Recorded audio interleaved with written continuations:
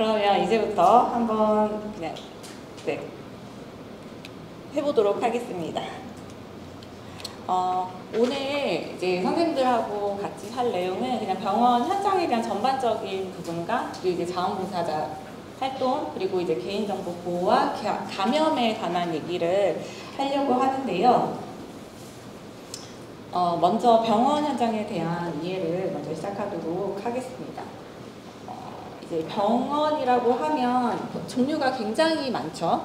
네, 뭐 의원도 있고 요양병원도 있고 뭐 굉장히 많은데 의료법상으로 좀 나누는 기준이 있더라고요. 그래서 봤더니 의료법상 의원은 가장 작은 규모를 말하고요. 그리고 병상 저는 의원이라고 하면 병상이 없는 줄 알았어요. 근데 29병상까지는 의원이라고 하더라고요. 그래서 29병상까지 의료기관을 의원이라고 하고 있고 또 의원에서는 기본적인 의료 서비스를 제공하고 있습니다. 그리고 개인 또는 이제 소규모 의사로 해서 내과라든지 가정의학과라든지 소아과라든지 이런 1차 진료를 담당하고 있고요. 그래서 보통은 이제 의원은 보통 지역사회의 그냥 건강지킴이라고 많이들 이야기합니다. 네, 의원이 병원비도 저렴하고 대기 시간도 짧고 해서 많이들 가시지만 또 이제 단점이 있죠. 이게 시설이나 장비들이 많이 부족하기 때문에 증상이 심각하거나 또 이제 전문적인 치료가 요할 때는 종합병원이라든지 아니면 이제 병원이라든지 아니면 상급 종합병원이라든지 이런 쪽으로 가셔야 되는 좀 번거로움이 있으시고요. 병원은 종합병원보다도 규모가 조금 작고 의원보다는 규모가 큽니다. 30병상 이상이고요. 그리고 일반적인 치료와 입원을 진행을 하고 이제 병원에서는 수술도 하고 전문적 치료도 합니다. 하지만 의원과 마찬가지로 좀 전문 시설이나 고도의 장비는 부족하여서 병원에서도 이제 좀 중증 질환이라든지 뭐 이런 것들은 조금 케어가 어려운 부분이 있습니다. 그리고 이제 마지막으로 종합병원인데요. 종합병원도 상급 종합병원과 그냥 일반 종합병원으로 좀 나눠지는데요. 종합병원은 그냥 평균 보통 100병상 이상의 병원을 종합병원이라고 하고요. 그리고 이제 다양한 진료 과목을 하고 또 포괄적인 질병에 대해서 진료가 가능합니다. 그리고 종합병원부터는 응급실이나 이제 응급의료기관이라든지 아니면 이제 응급의료센터들을 이제 갖출 수 있고요. 그리고 중증 환자에 대한 이제 검사라든지 수술이라든지 아니면 종합적인 의료 서비스를 제공합니다. 이제 상급 종합병원 같은 경우는 이제 서울 성모를 비롯해서 서울에 14곳 정도 상급 종합병원이 있더라고요. 그래서 필수 진료과 20개 정도, 이제 필수 진료과를 포함해서 20개 정도의 과가 있고, 그리고 이제 진짜 아주 심한 중증 질환이나 이런 것들을 상급 종합병원에서 많이 치료하고 있습니다. 저는 이제 동부병원에서 왔어요. 혹시 동부병원 들어보신 분 있으실까요? 있으세요? 그래도 몇 분 계셔서 다행입니다. 네, 동부병원은 이제 동대문구 쪽에 위치하고 있고요. 200병상 규모의 종합병원입니다. 그리고 이제 동부병원이 1929년도에 개원을 했는데 그때부터 지금까지 하면 한 100여 년? 조금 안 됩니다. 네, 그 동안에 이제 그 지역사회 건강 지킴 역할을 이제 공공병원으로서 하고 있습니다. 제가 그래서 저희가 얼마 전에 홍보 영상을 새로 만들었어요. 그래서 요거를 한번 보여드리려고 가져왔습니다. 우리는 서울시 공공의료를 책임지고 있습니다. 아주 가까운 곳에서 누구나 이용할 수 있는 병원. 시민의 건강과 안전을 지키며 폭넓은 의료 서비스를 제공하고 있습니다.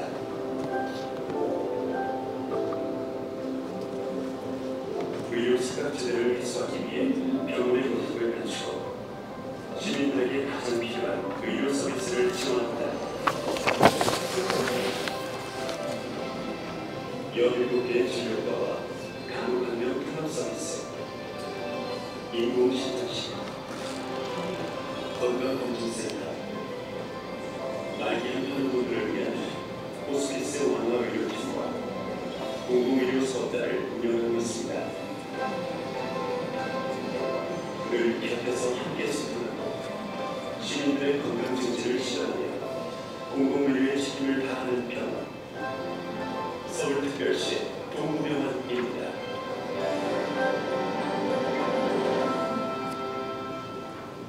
네, 뭐 짧지만 네, 저희 병원에 대한 홍보 영상이고요. 이어서 시작하도록 하겠습니다. 지금 이제 동부병원은 아까 제가 말씀드렸듯이 동대문구에서 지금 공공병원으로 지역사회에 이제 지킴 역할을 하고 있고요. 그리고 이제 동부병원에 대해서 간단하게 좀 설명을 드리려고 하는데요. 저희는 1929년도에 이제 부민병원으로 지금 현재 국립의료원 자리에서 개원을 했습니다. 그리고 동대문구 쪽으로 이전을 하고 2009년도에 서울특별시 동부병원이라는 명칭으로 아예 개칭을 했고요. 21년도에는 이제 저희가 호스피스 입원형 전문기관으로 지정을 받았고 17년도에는 간호간병 통합 서비스 병동을 확대 운영하면서 지금 현재로는 저희가 호스피스 병동 하나와 간호간병 통합 서비스 병동 4개로 해서 운영이 되고 있고요. 그리고 얼마 전에는 이제 의료기관 인증을 사주기 획득했습니다. 네. 동부병원은 이제 소통, 공유, 참여라는 핵심 가치를 두고 지역사회의 열정과 자부심으로 일해서 또 신뢰와 감동을 주고 지역사회의 자랑이 되는 병원을 좀 미션으로 가지고 있고요. 최종적으로는 시민의 건강 증진을 실현하는 최고의 공공병원이 되는 게 동부병원의 비전입니다.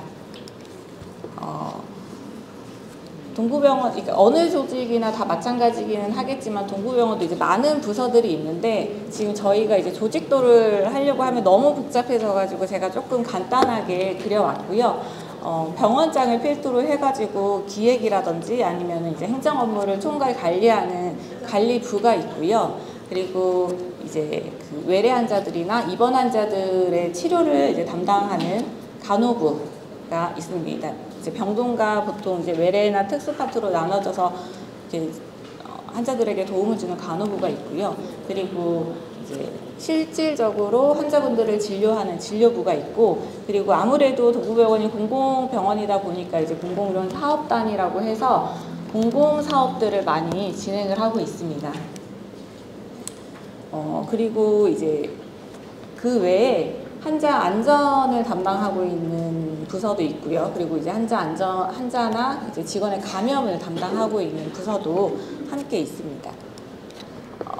여기 보시면 저희 동부병원은 한 개 센터에 17개 진료과가 있는데요. 보통 이제 건강검진 센터가 있고요. 나머지는 이제 외상이라든지 아니면 급성 심장 질환이라든지 아니면 중독, 하산 이런 다양한 응급 상황이 발생하면 가장 먼저 이제 방문해서 또 이제 처치를 받을 수 있는 응급의학과를 비롯해서 뭐 내과, 가정의학과, 신경과 이렇게 17개로 구성이 되어 있습니다. 이렇게 외래 진료를 많은 과가 있는데 이 과들을 외래 진료 보려고 하면 어느 병원이나 다 비슷할 것 같은데요. 먼저 전화를 하시거나 아니면 온라인으로 이제 어느 과를 진료를 보겠다라고 예약을 하시고 또 내원하실 때는 신분증을 지참하셔서 진료과 접수를 하셔야 됩니다. 근데 올해 5월부터 그 국민건강보호법이 개정이 되면서 신분증 확인이 의무화가 됐어요. 그래서 신분증 꼭 가지고 오셔야 되고, 그리고 뭐 사진이나 이런 거 혹시 가지고 오시는 분들도 있기는 한데 왜 저희가 모바일로 심어져 있는 신분증이 아니면은 조금 사진이나 이런 거는 곤란하는 경우도 있더라고요. 그러니까 이제 신분증을 꼭 챙기셔서 접수하셔야 되고요. 그리고 접수를 마치시면 이제 진료를 보시게 되는데 의사가 문진을 하거나 아니면 이제 신체 검진을 해서 필요하다면 이제 검사나 처치까지 다 이루어지고요. 그리고 나서 수납 이제 귀가 조치를 하면 이제 업무과에서 수납을 하고 그리고 이제 처방전을 받아서 이제 외래 약국에서 이제 약을 타서 댁으로 돌아가시는 형태로 진행이 됩니다. 근데 이제 응급실 쪽으로 만약에 방문을 하시게 되면 수납을 하시고 원내 약국 쪽을 이용하셔야 되고요. 이렇게 외래 진료를 보고 의사의 소견에 따라서 이제 입원이 결정이 나면 당일 입원을 하시는 경우도 있지만 입원일을 예약해 놓고 가시는 경우도 있어요. 그럴 때는 또 이제 입원 날짜에 맞춰서 오셔가지고 신분증 제출하시고 입원 수속을 밟고 병실 배정받고 올라가시면 제일 먼저 간호사들을 만나게 됩니다. 그럼 이제 간호사들이 환자분의 뭐 가족력이라든지 아니면 이제 질병에 대해서 간단하게 히스토리 테이킹을 할 거고요. 그리고 나서 이제 필요하면 검사나 이런 것들이 이루어질 겁니다. 그리고 처치가 다 끝나고 치료가 다 끝난 후에 이제 퇴원할 때는 의사의 퇴원 지시가 있어야 되고요. 그 지시에 따라서 이제 뭐 외래를 잡는다든지 퇴원약을 처방받는다든지 해서 퇴원을 하시면 됩니다. 이제 외래 프로세스를 조금 말씀드렸고, 제가 조금 말씀드리고 싶은 건 이제 이건데요. 공공의료 사업단이라고 해서 제가 아까 저희 병원은 이제 공공병원이다 보니까 공공사업들을 좀 많이 합니다. 그래서 공공의료 사업단을 조금 소개해 드리려고 하는데요. 먼저 이렇게 보시면 아마 책자에도 나와 있을 것 같기는 한데요. 저희가 이제 공공의료 사업단이 여러 가지 일을 합니다. 근데 조금 굵직굵직하게는 건강돌봄 네트워크 사업이라고 해서 그 사업을 추진을 하고 있고요. 이제 건강돌봄 네트워크라는 게 예전에 그 송파 세모니아 사건 아시나요? 들어보셨죠? 네네. 그런 의료 사각지대에 있는 환자분들을 이제 지역사회 유관기관과 협업해가지고 그런 취약계층 환자분들을 발굴을 합니다. 그래서 의뢰도 받고 하는데 그 의뢰를 받기도 하지만 저희가 직접 나가서 그런 환자들을 또 무료 진료하고 또 필요하다면 병원 쪽으로 연계를 하고 있고요. 또 그렇게 환자들이 이제 지역사회에서 의뢰되거나 그렇게 병원에 입원을 하게 되면 우선 그 환자들에게 뭐 의료적인 면은 당연한 거고요. 그리고 복지라든지 아니면 이제 보건 쪽까지 다학제적으로 개입을 하고 있고요. 또 건강돌봄 네트워크 쪽에서는 그 병원에 입원하는 모든 전수를 다 스크리닝을 합니다. 환자들을. 그래서 이 환자는 뭐가 필요하고 이런 것들을 좀 계획을 세우고 그 환자들로 이제 그 의료비 지원을 한다든지 아니면 이제 뭐 필요하면 지역사회 동주민센터라든지 아니면 뭐 다른 시설 쪽으로도 연계를 한다든지 이런 일을 하고 있고요. 또 이 환자들이 퇴원을 할 때에는 이제 또 지역사회 쪽으로 연계를 해서 이분들이 지역사회의 일원으로 또 잘 흡수가 될 수 있도록 그렇게 지원을 하고 있고요. 그리고 공공 지원 사업으로는 저희가 이제 알코올 해독 클리닉이라는 걸 하는데요. 혹시 알코올 해독 클리닉이라고 들어보셨을까요? 못 들어보셨죠? 이게 서울시에서 지금 시행하고 있는 병원이 많지는 않습니다. 이제 공공사업의 하나로 지금 저희가 알코올 해독 클리닉이라는 사업을 하고 있는데 이 알코올 해독 클리닉 사업은 2017년도에 원래 알코올 해독 센터라고 해서 개소식을 치렀고 그때부터 해서 이제 매년 30명 정도 되시는 알코올 의존증 환자분들을 이제 병원으로 모시고 오고 또 입원해서 치료하고 그 이후에는 지역사회 정신건강센터라든지 아니면은 그 알코올 의존증 환자분들이 저희 쪽으로 오시는 환자분들은 노숙이나 행여 이러신 분들이 좀 많거든요. 그래서 이제 그런 노숙인 시설이라든지 아니면 자활 시설이라든지 이런 쪽으로 연계하는 사업들을 하고 있고요.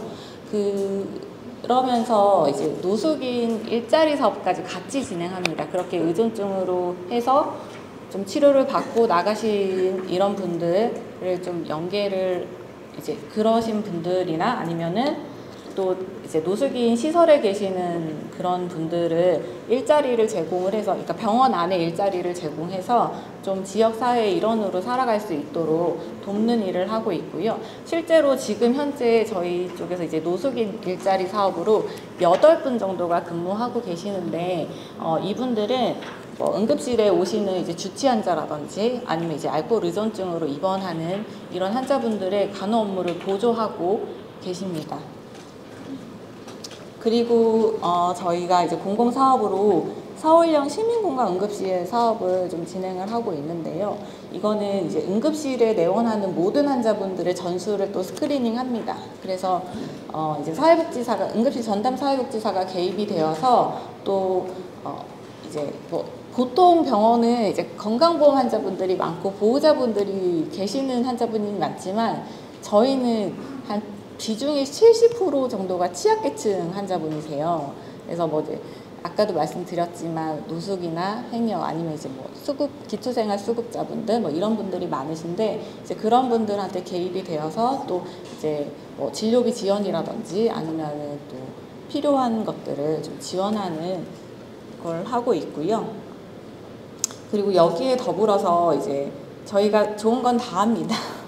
외국 국적 불법 체류 그런 노숙인들도 있으시거든요. 근데 이제 그분들은 아프시면 갈 데가 별로 없어요. 그래서 성가복지병원 혹시 들어보셨나요? 네, 그런 쪽에서 진료를 받으시거나 하시는데, 이제 그런 쪽에서 진료를 받으시다가 또 더 큰 병원 쪽에서 진료가 필요하시면 저희 쪽으로 이제 연계가 되거나 하거든요. 그래서 이제 그런 분들도 이제 외국 국적 그런 불법 체류자분들, 이제 노숙인 분들에 대한 진료비 지원 사업을 운영하고 있습니다.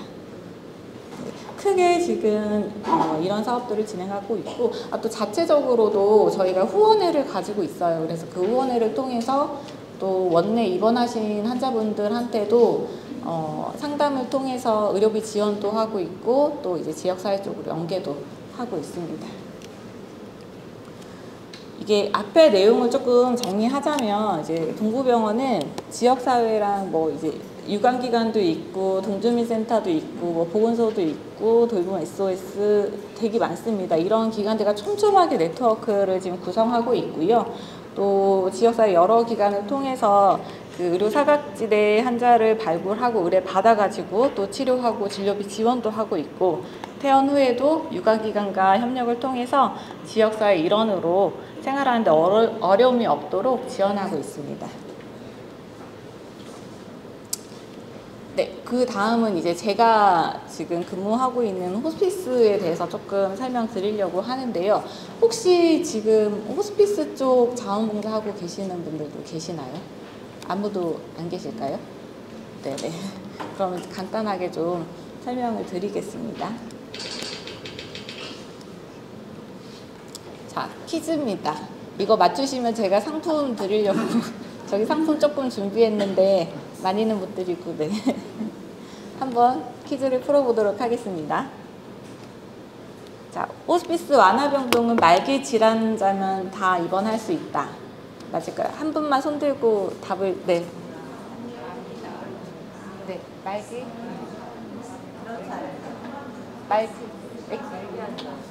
말기 말기 환자는 아닙니다. 네. 그러면 이제 좀 답을 볼까요? 네, 호스피스 완화병동은 말기 암만 가능하십니다. 네, 이게 말기 질환과 말기 암은 조금 차이가 있긴 한데요. 말기 암 대상자만 호스피스 완화병동에 입원하실 수 있습니다. 이게 그러면 이제 말기암이라는 게 뭐냐 또 그렇게 물어보세요. 가끔 이제 문의 전화가 오거든요. 그러면 이제 아버님이 사기 진단 받으셨는데 혹시 거기 들어가실 수 있나요? 이렇게 물어보시는데요. 말기암은 이제 적극적인 암에 대한 치료를 합니다. 근데 그럼에도 불구하고 전혀 호전이 없어요. 그리고 수개월 이내에 사망할 거라고 예상이 되시는 분이고요. 그리고 이제 암의 진행으로 인해서 일상생활이 전혀 안 되시고, 그리고 신체 장기 기능이 악화되어서 회복을 기대하기 어려우신 분들을 보통 말기암이라고 칭합니다. 그래서 말기암 대상자만 가능하시고요. 그러면 또 퀴즈입니다. 호스피스 완화 병동은 임종할 때까지 죽음을 기다리는 곳이다. 아니다. 네. 네. 맞다고요? 오. 아, 땡입니다. 네. 답은 X입니다. 이게 호스피스 완화 병동은 이제 죽음을 기다리는 곳은 아니고요. 여러 가지 일을 합니다.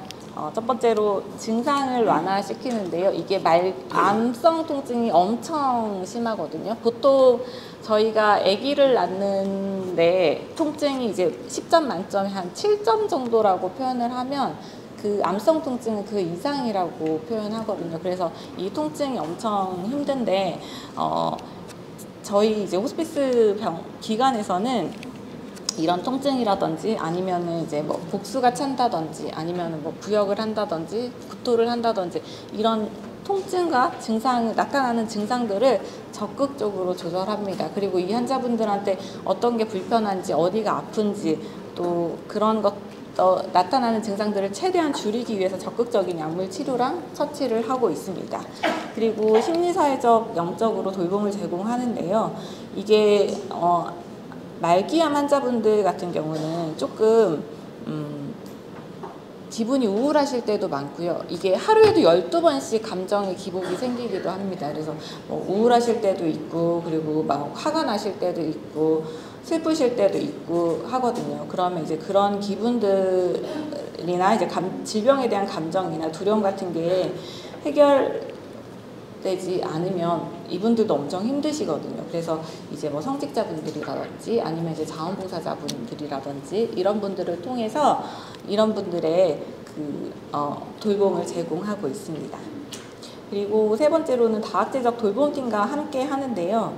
이제 뭐 의사, 간호사, 사회복지사 뭐 이렇게만 있는 게 아닙니다. 저희는 팀으로 움직여지거든요. 그래서 뭐 뒤에 가서 설명드리기는 하겠지만 이게 호스피스 표준교육이라고 해서 전문교육을 받은 간호사, 의사, 사회복지사로 이루어지고 또 거기에 호스피스 교육을 받은 보조활동 인력이라고 하는데요. 그냥 쉽게 말씀드리면 이제 간병인이라고 생각하시면 돼요. 근데 이제 그분들은 호스피스 전문교육을 받으신 분들이고요. 그리고 또 호스피스 교육을 받으신 이제 자원봉사자분들께서 다 같이 팀을 이뤄서 환자분들을 케어하고 있고요. 여기에 이제 성직자분들도 같이 그리고 요법을 진행하시는 선생님들도 같이 해서 다 팀으로 이렇게 움직이고 있습니다. 그리고 삶을 마지막까지 편안할 수 있도록 저희가 도움을 좀 드리는데요. 이제 호스피스 완화의료는 환자가 이제 임종에 가까워졌을 때 최대한 편하게 지내실 수 있도록 돌봄을 제공합니다. 이 시기에 이제 환자분들이라든지 아니면 가족분들에게 뭐 정서적 지지를 한다든지 아니면 이제 임종 교육을 시킨다든지 이런 것들을 진행하면서 좀 그냥 호스피스는 앉아서 나 뭐 죽는 날만 받아놓고 있는 거지 이게 아니라 그래도 똑같이 그냥 그 안에서 끝까지 살아가고 있습니다. 네. 여기 보시면 이제 호스피스 완화 의료라고 해가지고 뭐 연명의료 결정법이나 아니면 이제 뭐 이게 지금 글씨가 좀 다 깨어져가지고 그렇기는 한데요. 중앙 호스피스라든지 아니면 이제 세계보건기구라든지 이런 쪽에서 호스피스에 대해서 정의를 하고 있습니다. 근데 정의를 하고 있는데요.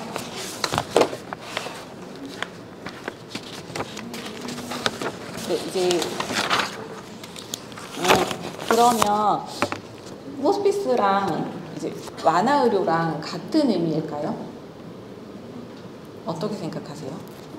이게 보통 예전에는 명칭이 호스피스였습니다. 호스피스였는데 최근에는 이제 호스피스 완화의료라고 명칭이 아예 좀 바뀌었거든요. 이제 그 법상에서도. 근데 호스피스와 완화의료는 같은 걸까요?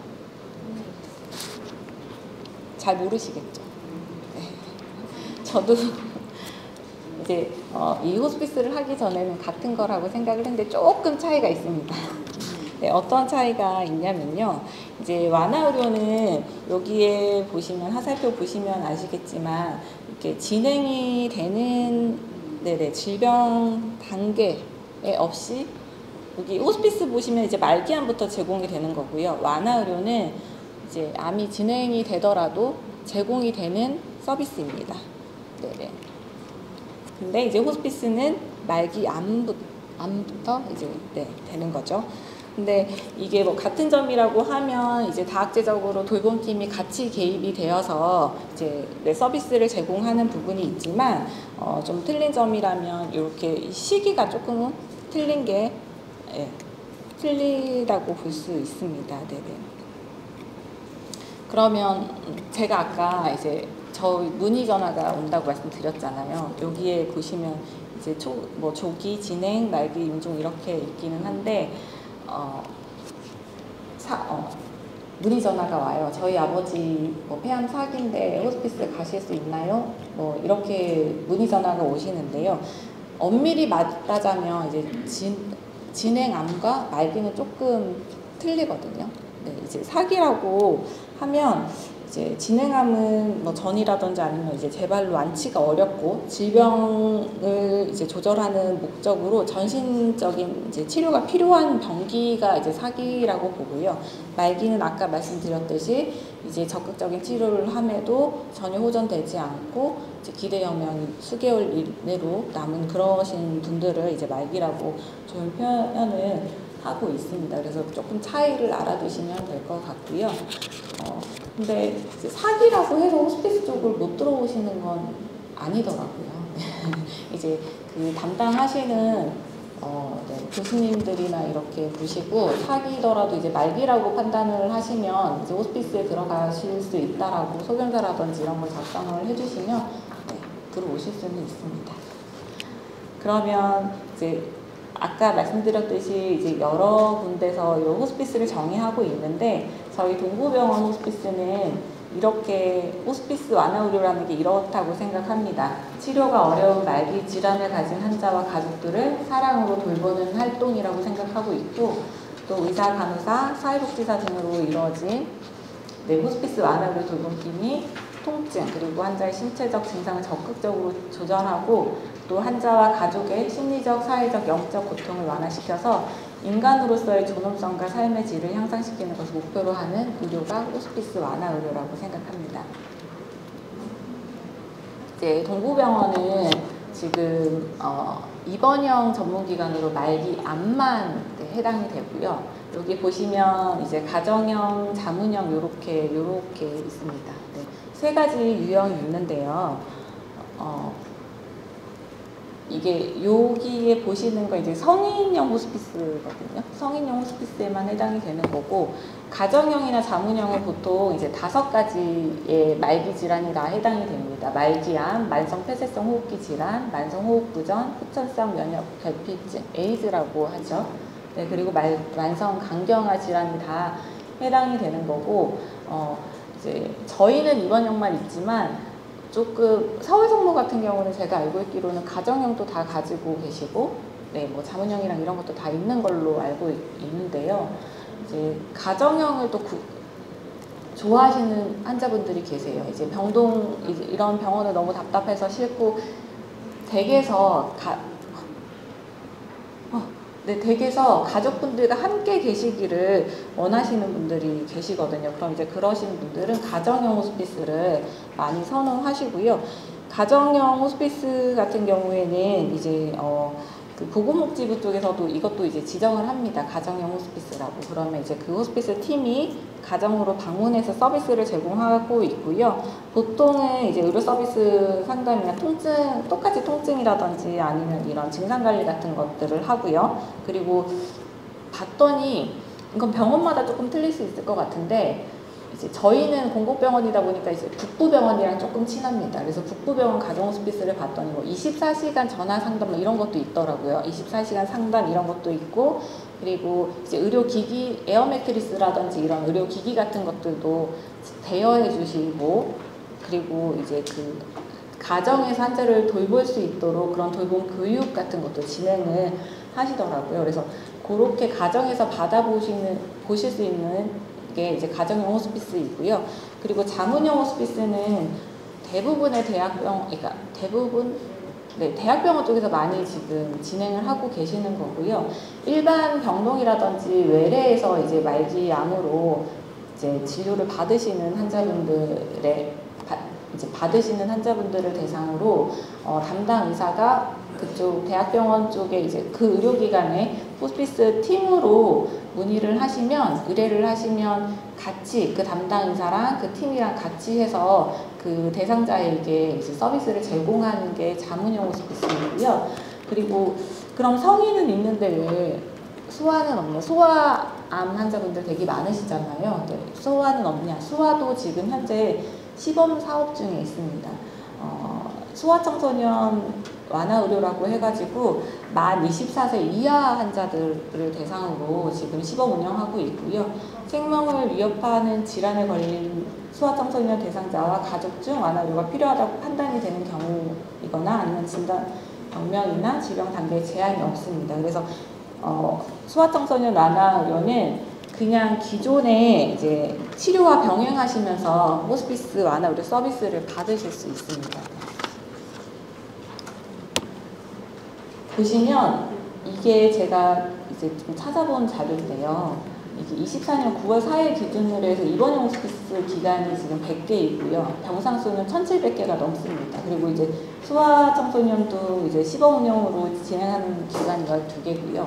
근데 되게 많은 것 같은데 호스피스 기간, 입원용 기간도 되게 많은 것 같은데 저희가 중앙 호스피스 센터에 매일매일 이제 환자 현황을 등록하는 것들이 있는데 오늘 아침에 제가 등록하다 보니까 전국적으로 아직도 호스피스 병동에 못 들어가시고 대기하시는 분들이 1,400명이 넘으시더라고요. 아직도 좀 많이 있으신 편이고요. 조금 더 그러니까 제 바람으로는 조금 더 기간이 많이 생겼으면 좋겠습니다. 이제 저희 동구병원의 호스피스를 조금 소개해드리려고 하는데요. 아까 뭘 막 열심히 나눠주시더라고요. 그 이제 분홍색의 집 모양으로 이제 리플렛을 보시면 그게 이제 저희 동구병원의 호스피스인데요. 저희가 이제 처음에 2006년에 이제 산지용 호스피스로 시작해가지고 2011년도 호스피스 전문기관으로 지정을 받았거든요. 근데 19년도에 코로나가 빵 터지면서 그 저희 환자분들을 다 이제 뿔뿔이 흩어서 다 보내고, 다 내보내고 이제 감염병 병원이 돼버렸어요. 그러고 22년 5월에 다시 이제 재개원을 하면서 조금 고민을 하게 됐습니다. 이게 호스피스라는 게 부정적인 이미지가 굉장히 강하거든요. 이게 아까도 말씀드렸지만 호스피스 하면 죽으러 가는 데 아니야? 그냥 뭐 죽은 날 받아 놓는 거지 뭐 이렇게 생각하는 그런 부정적인 이미지도 강했고 그리고 이제 감염병 병원이 되다 보면서 이게 엄청 많이 뭔가가 좀 시설이 망가져 버렸어요. 그래서 조금 리모델링을 하면서 저희가 이제 이런 로고도 만들었고 슬로건까지 만들어서 조금 그리고 리모델링을 다 거쳐서 했고요. 저는 이 슬로건이 참 되게 마음에 듭니다. 아픔을 덜고 마음을 채우고 우리는 끝까지 삶을 살아간다는 이 슬로건이 저는 좀 와닿더라고요. 그래서 이런 집처럼 편안한 공간에서 또 가족 같은 돌봄팀과 또 친구 같은 자원봉사자와 함께 편안히 좀 끝까지 살아갈 수 있기를 희망하는 바람에서 저희는 이제 이런 슬로건과 로고를 가지고 환자분들을 만나고 있습니다. 그리고 이제 돌봄팀에는 아까 되게 많은 직군이 있다고 말씀드렸는데요. 여기 이제 환자랑 이제 이런 가족을 중심으로 해가지고 연명의료 결정법의 필수 인력입니다. 의사, 간호사, 사회복지사는. 그래서 이런 핵심 멤버와 그리고 이제 자원봉사자, 보조활동 인력, 영적 돌봄가, 요법 전문가, 약사, 영양사, 물리치료사 이렇게 해서 이제 보조할 수 있는 이런 인력들이 팀을 이뤄서 움직이고 있고요. 저희가 환자분들의 케어를 위해서 매주 모여서 다 이제 그 환자분들에 대해서 이제 논의도 하고 또 서비스를 제공할 부분이 있으면 좀 찾고 하고 있습니다. 그리고 완화의료, 이제 호스피스 완화의료의 주요 돌봄인데요. 여기 이렇게 보시면 제가 뭐 이렇게 장황하게 적어 놓기는 했는데 신체적 돌봄은 아까 제가 퀴즈 내면서 다 이제 말씀드렸던 내용이긴 하거든요. 그래서 이제 뭐 통증이라든지 제일 중요한 거 통증 조절하고 이렇게 나타나는 증상들을 좀 완화해서 조절하고 있고요. 그리고 이제 저희 요법 전문가 선생님들이 계십니다. 그래서 환자분들이 계속 병실에만 있고 하면 되게 답답하시고 좀 부정적인 생각들을 많이 하실 수 있거든요. 그래서 요법 전문가 선생님들이 오셔서 같이 활동하면서 좀 정서적 한계를 시킬 수 있고요. 그리고 사회복지사가 계속 개입돼서 계속 지속적인 상담이 이루어지고 또 이제 필요한 것들을 계속 찾아 나가서 도움을 드리고 있습니다. 그리고 저희 이제 파우스티나 윤경 수녀님, 저희 수녀님 엄청 고생 많이 하시는데 수녀님이 계속 병실 돌으시면서 환자분들 만나주시고 또 기도해주시고 예, 도움 많이 주고 계시고요. 그리고 이제 임종이 임박하신 환자분들이나 가족분들한테는 이제 그런 임종 돌봄이나 상담 같은 걸 진행하고 있습니다. 그리고 호스피스 완화 의료는 임종에서 딱 끝나는 게 아니고요. 그 남은 가족들을 위해서 저희가 사별하고 1년 후까지 이제 케어를 해드리거든요. 근데 이제 케어라기보다는 그냥 환자분, 가족분들이 잘 계시는지, 식사는 잘 하시는지, 건강은 잘 챙기시는지 그런 것들을 주로 묻고요. 그리고 이제 좀 힘내시라고 선물 같은 것도 보내드리고 또 집에만 있으시면 답답하시니까 밖으로 좀 나오실 수 있도록 유도도 하고요. 그리고 좀 그렇게 연락을 하다 보면 조금 고위험 사별 가족들이 있습니다. 이게 건강하게 사별을 이겨내시는 분들이 대부분이시지만 또 그렇지 않으신 분들이 있거든요. 그럼 이제 그런 분들을 대상으로 저희가 애도심리 상담센터라는 그런 곳이 있어요. 아니면 이제 가족센터라는 곳이 있는데 그런 쪽으로 좀 연계를 해서 좀 이런 사별의 슬픔을 극복하실 수 있도록 그런 도움을 드리고 있습니다. 시작해 볼까요? 네. 아까 잠깐 쉬는 시간에 어떤 선생님께서 말씀해 주셨는데 이게 제가 아까 저희 병원의 취약계층이 이제 한 70% 정도 된다고 이제 말씀을 드렸고 노숙이나 행여 이런 환자분들이 좀 오신다고 말씀을 드렸어요. 근데 저희 이제 동부병원 같은 경우는 그런 노숙인 환자나 이런 행여 환자분들이 민간병원을 가기는 굉장히 어렵거든요. 그래서 이제 민간병원을 가면 대부분 뭐 보증금을 내라, 보증인을 세워라 이런다고 말씀하시더라고요. 그래서 이제 그런 편견 없이 올 수 있는 병원이고요. 누구든지 오실 수 있는 병원입니다. 그러니까 오해하지 말아주세요. 네. 네, 그럼 이어서 시작해 보도록 하겠습니다. 자원봉사자라는 게 뭘까 제가 좀 찾아봤더니 이제 자원봉사자는 자주 자유의지라는 라틴어에서 좀 유래가 됐더라고요. 그리고 이제 자원봉사 활동은 개인이나 단체가 자발적으로 참여하는 것이고요. 또 대가 없이 그냥 이제 공익적인 사업에 시간과 재능을 할애해 주시는 분들을 시간과 자원, 재능 이런 것들을 이제 할애해 주시는 게 자원봉사 활동이고요. 또 그런 것들을 실천에 옮기시는 분들을 자원봉사자라고 합니다. 제가 이걸 찾아보다 보니까 이제 외국에도 아마 자원봉사에 대한 역사가 되게 길긴 하겠지만 저희도 엄청 길더라고요. 그래서 예전에 뭐 저희가 이제 보통 저희는 그 농업 생활을 했잖아요. 그러면서 이제 상부상조 하면서 뭐 개나 향약이나 두레 이런 것들로 해가지고 시작을 하면 정말 엄청 오래전부터 지금 자원봉사 이제 활동을 하고 있고요. 그리고 여기에 보시면 뭐 1920년대 뭐 50에서 이렇게 지금 현재까지 해가지고 많은 활동을 하고 있습니다. 이게 제가 원래는 설명을 좀 드리려고 했는데 지금 시간이 제가 아까 발표를 이제 말씀을 드리고 이렇게 봤더니 제가 준비한 거 아직 3분의 1 정도밖에 못했더라고요. 그래서 아직 할 게 너무 많아가지고 이런 것들은 조금 빨리 넘어가도록 하겠습니다. 이게 1995년도에 이제 교육개혁이 되면서 학생들의 자원봉사를 의무화하기 시작했거든요. 그래서 그때는 학생들의 뭐 생활기록부에 기입이 된다든지 아니면은 대학 입시에 반영이 된다든지 하면서 이때부터 자원봉사가 좀 많이 활성화된 것 같고요. 그리고 2005년도에 자원봉사 활동 기본법이 제정이 됐습니다. 이렇게 지정이 됐는데 이 법은 자원봉사 활동 관한 기본적인 사항을 규정함으로써 자원봉사 활동을 진행하고 행복한 공동체 건설에 이바지함을 목적으로 한다라고 기본법이 제정이 되었고요. 그리고 제가 이걸 좀 보건복지부 자원봉사자 현황을 조금 찾아봤는데요. 2023년 기준으로 해서 보건의료 쪽에 지금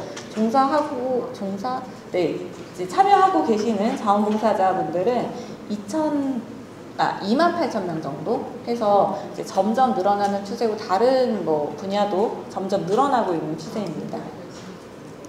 그리고 이제 그 병원에서 보통 하시는 자원봉사 활동 내용인데요. 이거는 이제 다른 병원들도 더 많은 일들을 하시겠지만 이제 저희 병원에서 주로 이뤄지고 있는 그 봉사활동 내역이고요. 병실 쪽에서는 보통 이제 미용봉사라든지 환자 위문봉사라든지 종교봉사 이런 것들이 이뤄지고 있고, 호스피스의 꽃입니다. 호스피스 봉사 또 이뤄지고 있습니다. 그리고 이제 외래에서는 진료과 위치를 안내한다든지 아니면은 대부분 요즘은 이제 큰 병원들을 가면 다 키오스크로 바뀌어서 그쪽에서 처방전을 뽑고 접수도 하고 이제 의무기록 CD 같은 것도 다 그렇게 올리더라고요. 그래서 이제 저희 좀 연세가 드신 그러신 분들은 그런 걸 할 수가 없으시니까 이제 그런 것들을 좀 도와드리고 있고요. 그리고 이제 저희는 시설 환자분들도 조금 계시거든요. 그럼 이제 그런 분들은 거동이 조금 어려우시기 때문에 그런 분들 진료과를 옮겨드린다든지 아니면 검사실 쪽으로 모셔다 드린다든지 이런 이제 에스코트 봉사도 같이 진행하고 있습니다. 그리고 약국 대기 이런 것도 안내를 좀 하고 있고요.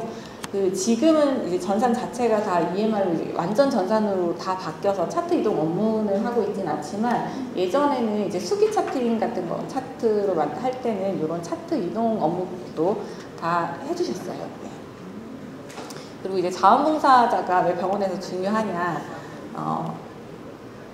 를 좀 살펴볼 건데요. 이게 자원봉사자는 이제 환자하고 직접 대면하는 경우가 많으시거든요. 그러면 이제 환자의 요구사항이나 이런 것들을 파악하고 또 이제 저희 의료진한테 조금 전달을 해주시거나 하시면서 이렇게 소통을 조금 원활할 수 있게 좀 도와주시는 면들이 있더라고요. 그러면 이제 환자가 원하는 것들을 의료진이 먼저 챙겨줄 때 그때 이제 환자의 만족도는 조금 올라가는 것 같습니다. 그리고 이제 봉사자분들께서 이제 환자분들 말벗이 되어주거나 아니면은 이제 편의를 좀 도와주고 하는 부분들도 있는데요. 이제 그런 부분들 이제 봉사자분들이 없으면 그런 것들은 원래 다 이제 간호사들이 하거나 아니면 이제 보조인력들이 하거나 그런 부분이 있는데 이제 그런 부분들을 좀 많이 도와주고 계시고요. 그리고 이제 지역사회랑 연계할 수 있도록 저희는 이제 시민건강강좌나 이런 것들을 매달 운영하고 있는데 이제 그런 것들을 홍보를 좀 도와주신다든지 아니면 다른 사업 활동 같은 것들 보조를 좀 해주신다든지 이제 그런 것들을 하고 있고요. 그리고 이제 환자분들 이제 환자 케어를 조금 도와주시는데요. 이거는 이제 기본적인 요구사항 같은 것들을 좀 도와주세요. 저 산책 가고 싶은데 좀 해주시면 안 돼요. 이런 것들. 근데 보호자분들이 계시면 상관이 없는데 안 계신 분들도 좀 많거든요. 그럼 이제 그런 분들 모시고 산책이나 이런 것들을 조금 도와주시고 계시고, 그리고 아까 이제 말씀드렸듯이 안내를 해주신다고 말씀드렸잖아요. 키오스크 같은 거를 도와주신다든지 아니면 어느 쪽으로 가세요 이런 안내를 해주신다든지, 그분들이 없으면 저희의 이제 직원이 누군가가 나가서 해야 되는 일들인데 그런 것들을 이제 도와주심으로써 또 직원들은 이제 다른 업무들을 볼 수 있게끔 그렇게 좀 도와주셔서 인력을 좀 효율적으로 운영할 수 있게 도와주십니다. 이 자원봉사자의 권리와 책임인데요.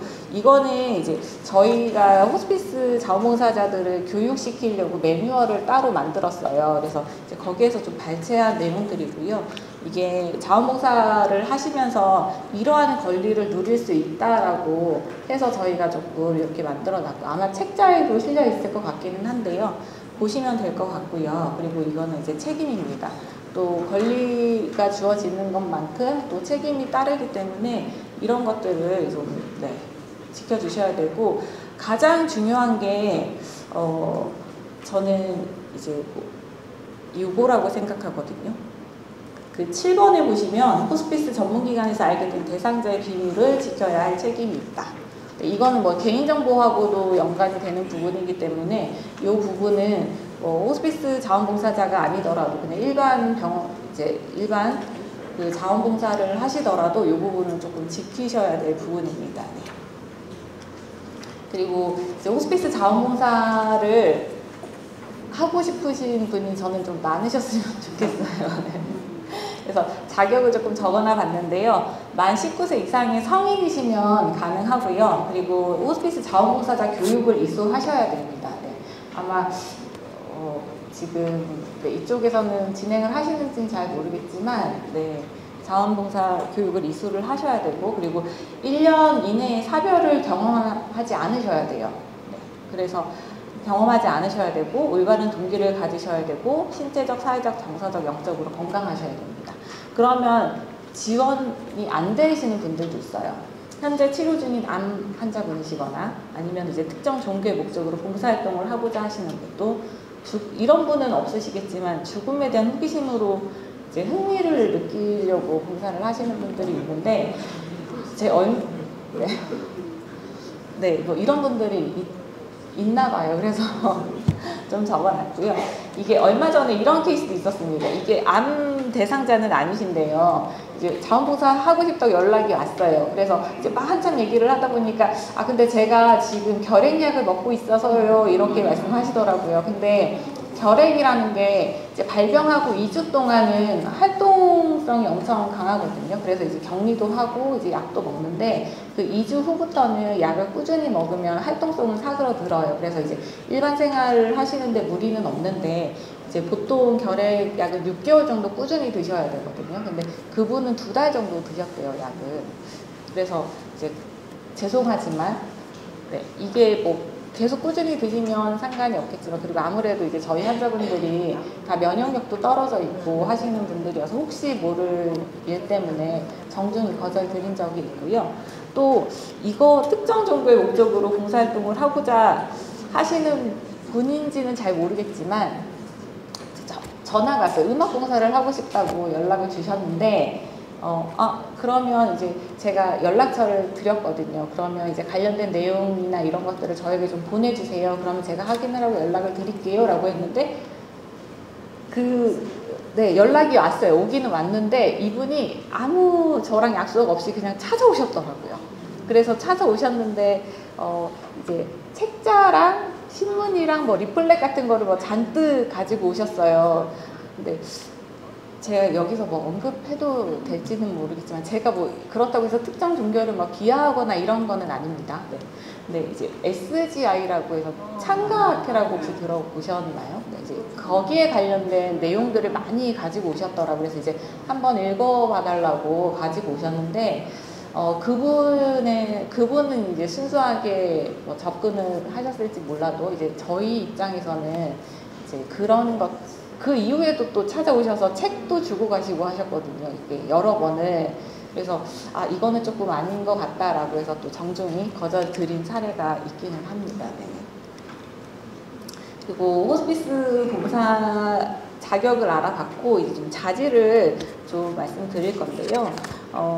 이제 여기에 보시면 이제 정서적으로 좀 성숙이 되신 분이면 좋을 것 같습니다. 이게 죽음을 물론 죽음이 두렵고 하지만 이걸 그냥 일생의 한 부분으로 받아들이시고 좀 이제 이 죽음을 인정하실 수 있는 분이셨으면 좋겠고요. 그리고 상실을 경험하고 있는 사람들을 좀 잘 지지하실 수 있는 분이면 좋을 것 같습니다. 그리고 봉사하고자 하는 마음이나 사랑을 가지고 또 이제 상호 협동하고 또 나누고 이런 긍정적 동기를 가지신 분이면 좋을 것 같고요.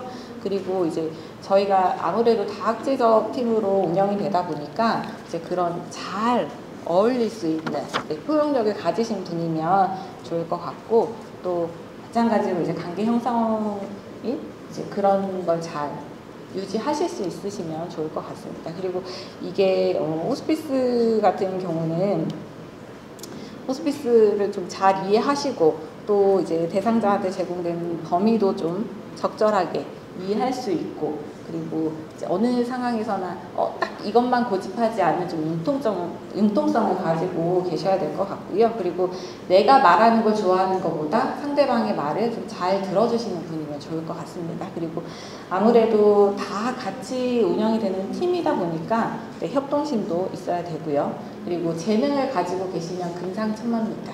그리고 여기에 더 좋은 건 유머까지 갖고 계시면 진짜 좋습니다. 네. 그리고 두 번째 그 봉사자의 태도인데요. 이게 첫 번째는 이제 제가 나의 개성을 존중하기라고 적어놨는데요. 자신의 이제 저의 경험이라든지 정체성이라든지 이제 고유한 개성을 받아들이고 존중해야 또 다른 사람에게도 자연스럽게 존중하는 법을 알게 되거든요. 그래서 이렇게 적어놨고요. 그리고 이제 이게 진심 어린 경청을 하게 되면 그 상대방이 그 경청만으로도 되게 위로받게 되거든요. 그러면 이제 그것 때문에 제가 여기 적어놨는데, 능동적으로 들어주나 선입견이나 판단하지 말기. 이게 듣는 건 좋은데 이제 제가 그 상대방을 얘기를 듣더라도 그 사람이 직접 되어본 건 아니잖아요. 그러니까 이제 그 사람에 대해서 섣불리 판단하지 말아달라고 이렇게 적어드린 거고요. 그리고 이게 다양한 상황이 있을 수 있습니다. 그렇기 때문에 이제 좀 내 의견을 관철시키기보다는 좀 유동적으로 환경에 적응할 수 있는 태도를 유지하시는 게 좋습니다. 그리고 제가 요거는 적어놨는데 좀 봐주시면 될 것 같고요. 여기에 보시면 이제 대상자의 눈높이에서 눈을 마주치며 대화하는 건데요. 이게 치료적 의사소통이라고 해가지고 이제 눈을 마주치면서 대화하시는 건 굉장히 좋거든요. 그리고 이제 침묵을 얘기하고 싶지 않으실 수도 있어요. 그러면 이 침묵도 수용해 주시면 좋을 것 같고요. 그리고 이제 저희가 이제 말을 하는 것뿐만 아니라 이제 눈짓이라든지 뭐 표정이라든지 몸짓이라든지 이런 것도 다 하나의 언어가 될 수 있기 때문에 그런 비언어적 표현을 사용해 주시는 건 굉장히 좋습니다. 그리고 이런 경우 있어요. 여기에 보시면 밑에 진단하지 말아주세요. 그러니까 나머지는 좀 읽어보시면 될 것 같고, 이런 경우도 있어요. 진단하지 말아달라고. 이게 저희가 이제 발 마사지 같은 거, 림프 마사지 같은 걸 시행을 하거든요. 근데 이제 보통 하체가 좀 이제 많이 이게 질환 때문에 뭐 순환이 안 된다거나 아니면은 뭐 이제 신장 질환이 있다거나 아니면 신장 질환이 있다거나 여러 이제 상황들 때문에 부종 같은 게 많이 생길 수 있어요. 근데 이제 이게 그 부종이 림프 마사지만 한다고 해서 좋아지진 않거든요. 절대 그 단독적으로 그것만 한다고 해가지고. 근데 너무 많이 부었네, 이거 하면은 괜찮아진다고 막 이렇게 말씀하시는 거는 정말 간혹 그런 분들이 계시는데 이제 그런 건 하지 않으셔야 되고요. 그리고 이거는 이제 봉사자분은 아니시고 저희 이제 보조 인력분하고 좀 있었던 일이기는 한데요. 저희는 거동이 조금 어려우신 분들이 많아요. 그래서 이제 집단으로 모여서 뭐 완화요법을 진행하거나 이러기는 조금 어렵거든요. 그래서 대부분은 완화요법 전문가 선생님들이 1대1로 찾아가서 이제 요법을 많이 진행하는데, 그날의 그 보조인력 선생님께서는 그게 좀 싫으셨나 봐요. 그 음악 소리가. 그래서 이제 음악 선생님 들어가려고 했더니 이 방은 그런 거 하지 않는다고. 다 안 좋아한다고 이렇게 막 하시는데, 그렇게 일반화하시면 안 돼요. 이게 상대방이 개인마다 다 이제 성향이 틀리고 받아들이는 게 틀리기 때문에 그런 일반화는 하지 않으시는 게 좋습니다. 저희 지금 동부병원에서 하고 있는 봉사활동인데요. 이렇게 보시면 림프 마사지 진행하고 있고요.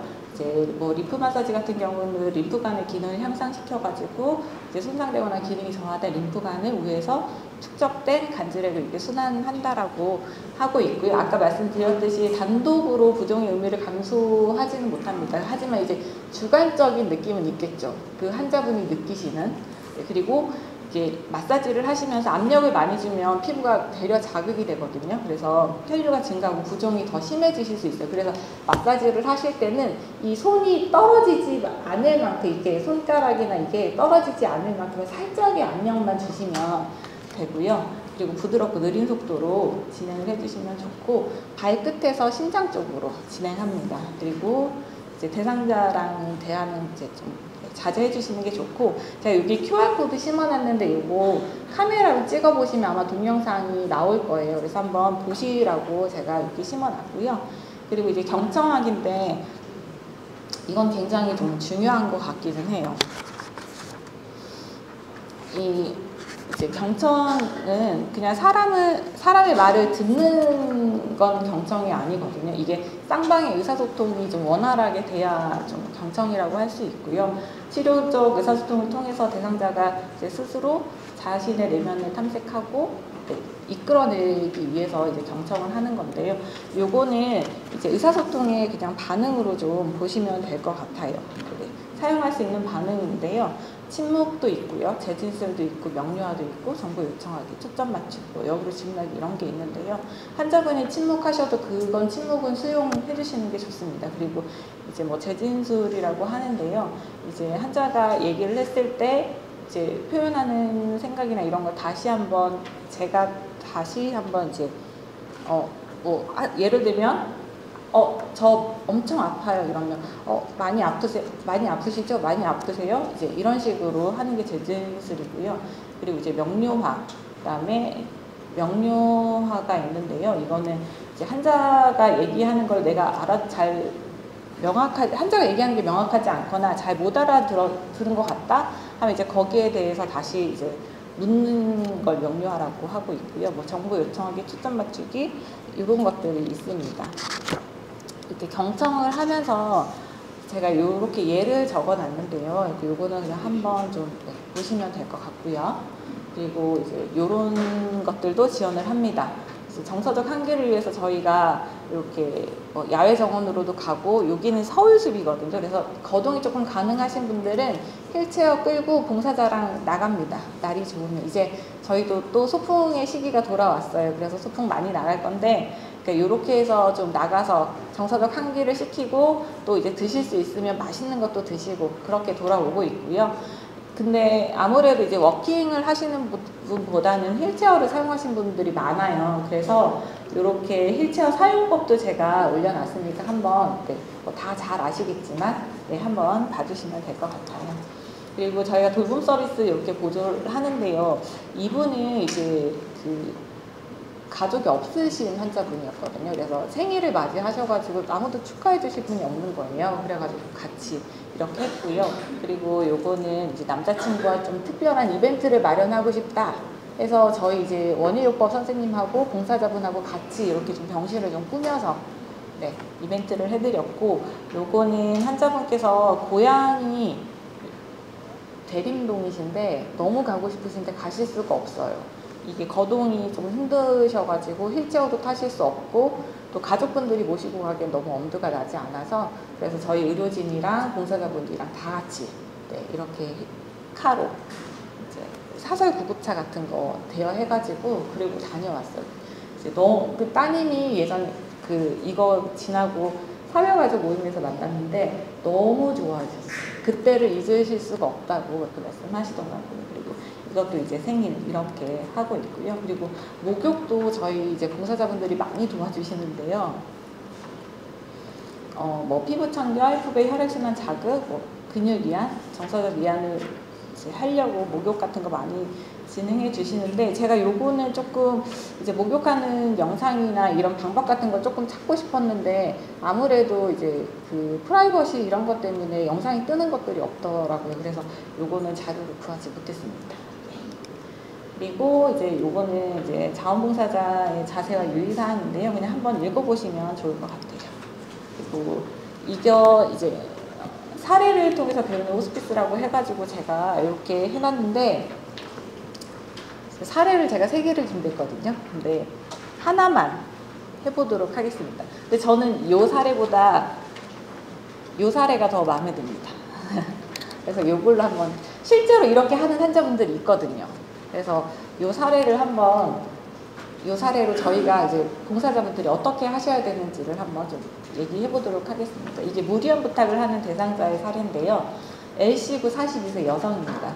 이혼을 해서 지금은 독거로 계시고요. 2년 전에 위암 3기 진단을 받으셨고 항암을 진행했어요. 그리고 이제 2달 전에 여명이 한 달 정도 남았다고 듣고 호스피스를 권유받아서 오신 케이스입니다.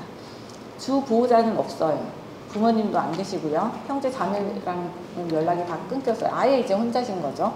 근데 이제 입원 후에 이분께서 안정적인 병동 생활을 유지하고 계세요. 신뢰 관계가 형성도 잘 됐어요. 봉사자분들하고. 근데 이제 봉사자분들한테 물품 구입을 해달라. 이제 나 뭐 사야 되는데 돈을 좀 줄 수 있느냐. 그리고 이제 함께 외출해서 나 이제 집 정리를 좀 해야 될 것 같은데 그거 같이 해줄 수 있느냐. 이런 부탁을 하고 있습니다. 그러면 어떻게 하시겠습니까? 한번 생각해 보시겠어요?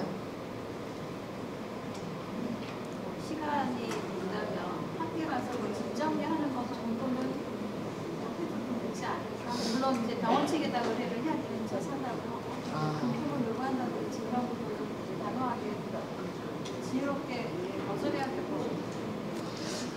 실제로 저희 지금 병동에서도 간혹 그러는 경우 있어요. 이게 뭐 금품까지 요구하시는 거는 아니지만 물품을 사다 달라고 이제 봉사자분들한테 돈을 주면서 막 부탁하시는 경우 있거든요. 저희는 절대 하지 말라고 말씀드립니다. 그럴 경우에는 이제 저희들한테 바로바로 말씀을 해달라고 하고, 저희가 하는 일이 있어도 봉사자분한테는 그렇게는 하고 있지는 않습니다. 조금 생각해 보도록 하겠습니다. 이게 좀 그분이 그렇게 계속 요구하는 데는 뭔가가 좀 있을 거라고 생각을 해요. 그래서 이게 아무래도 다른 환자들은 가족들이 뭐 찾아오고 뭣도 사다 주고 하는데 이제 그런 게 부러울 수도 있는 거잖아요. 그래서 환자가 느끼는 외로움이나 불안을 이해하고 또 공감하고 정서적으로 지지하는 방법도 있고요.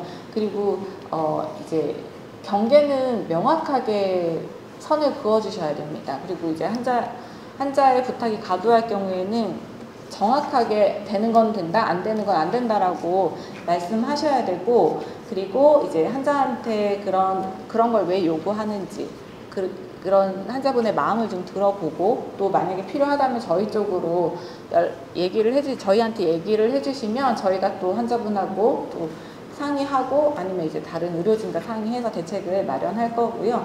그리고 이제 환자가 필요한 물품이나 지원을 받을 수 있는 다른 자원이나 이런 것들을 좀 뭐 알아봐 달라고 하시는 경우도 있어요.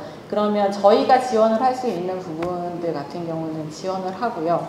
또 이제 뭐 만약에 지원 체계를 또 후원처나 지원 체계를 찾아야 되면 또 찾습니다. 그렇게 해서 연결을 해드리는 경우도 있어요.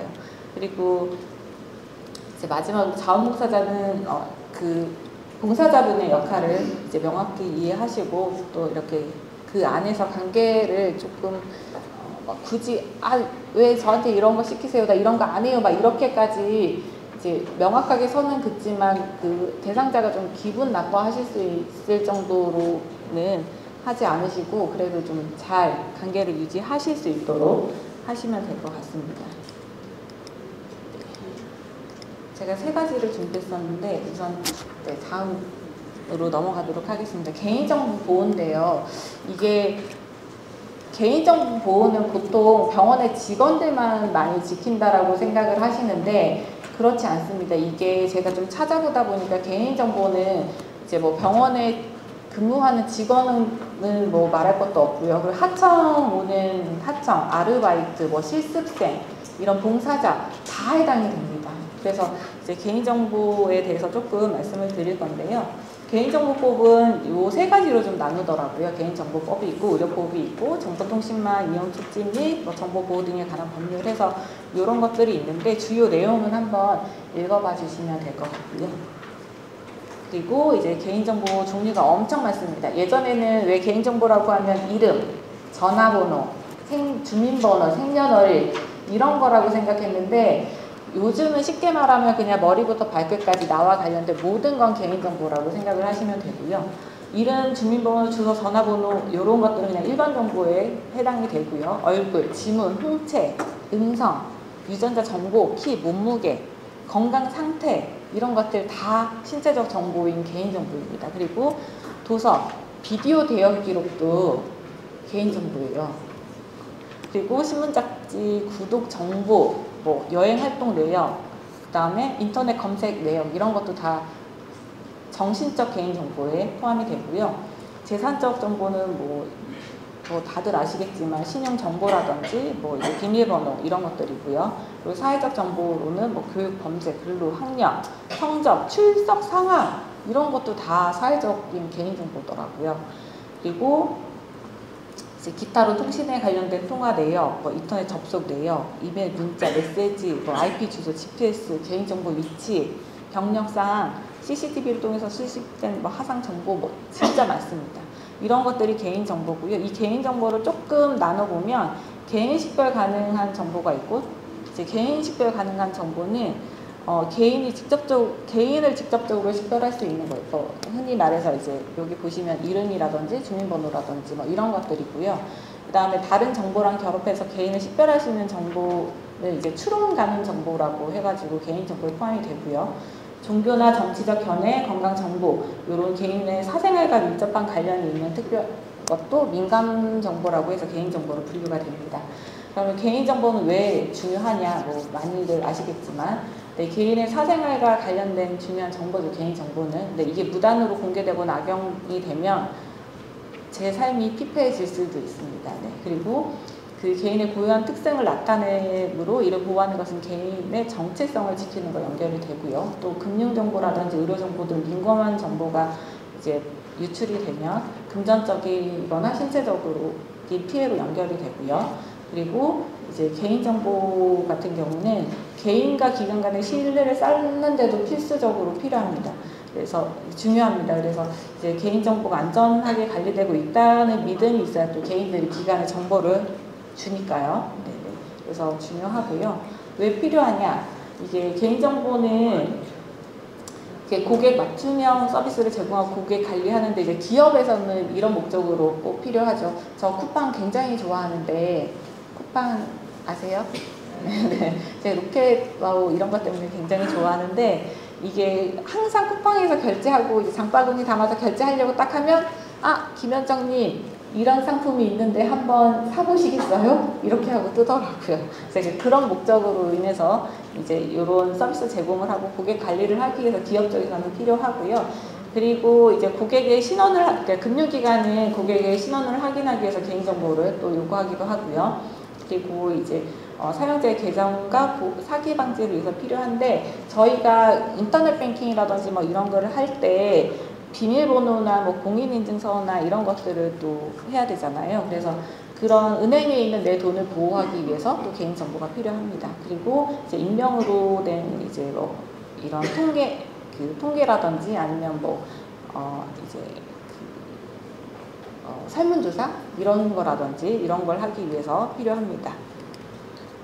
개인정보를 위한 이제 실천 방안인데요. 가장 이제 중요한 건 개인정보 수집을 최소화하는 게, 네, 이게 딱 필요한 만큼만 수집하고 또 이제 다 사용을 했으면 폐기해버리는, 네, 그렇게 해서 개인정보를 이제 수집을 최소화하고 또 이제 개인정보 처리 동의서를 받는데요. 저희 지금 이게 실제로 자원봉사, 신규자원봉사자분들한테 받는 서류입니다. 이제 보안서약서라고 해서 네, 그런 개인정보 유출이나 이런 걸 하지 않겠다는 것과 그리고 이제 그 자원봉사자분들의 개인정보를 어떻게 사용하겠다라는 이런 동의서를 받고 있고요.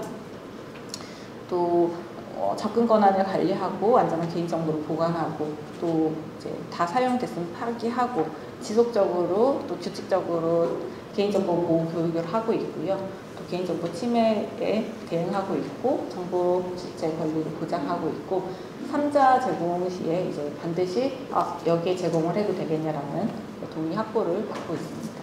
이게 개인정보 보호는 이제 나 하나만 한다고 해서 잘 되는 건 아니거든요. 모두의 노력이 필요하고 또 관리하는 습관이 필요합니다.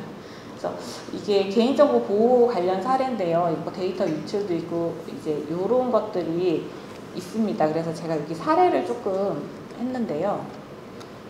이게 알려줘도 되는지 한번 보세요. 이제 열심히 봉사활동을 하시는 최 여사님이 계세요. 근데 이제 최 여사님 아시는 A씨가 최 여사님한테 전화를 걸어서 아이고 최 여사 동부병원 어떻게 봉사활동 잘 다니고 있어? 그랬어요. 그랬더니 이제 최 여사님이 잘 다니고 있다고 그랬더니 A씨가 김동부라는 내가 아는 사람 거기 병원에 입원해 있는데 어때 지금 뭐 상태가 어떤가 뭐 잘 지내나 이렇게 여쭤봤어요. 그랬더니 최 여사님이 그래요? 그분 지금 별로 안 좋아가지고 조만간 안 좋은 소식 있을 것 같던데 이렇게 대답했어요. 맞을까요? 네, 너무 잘하시는군요. 네, 안 됩니다. 이게 한자의 입원 정보도 개인정보에 속하거든요. 그래서 한자의 동의 없이 알려주는 것은 허용이 되지 않고요. 의료법에 따라서 이제 의료법이나 따라서 의료인은 이 법이나 다른 법령에 특별히 규정된 경우 외에는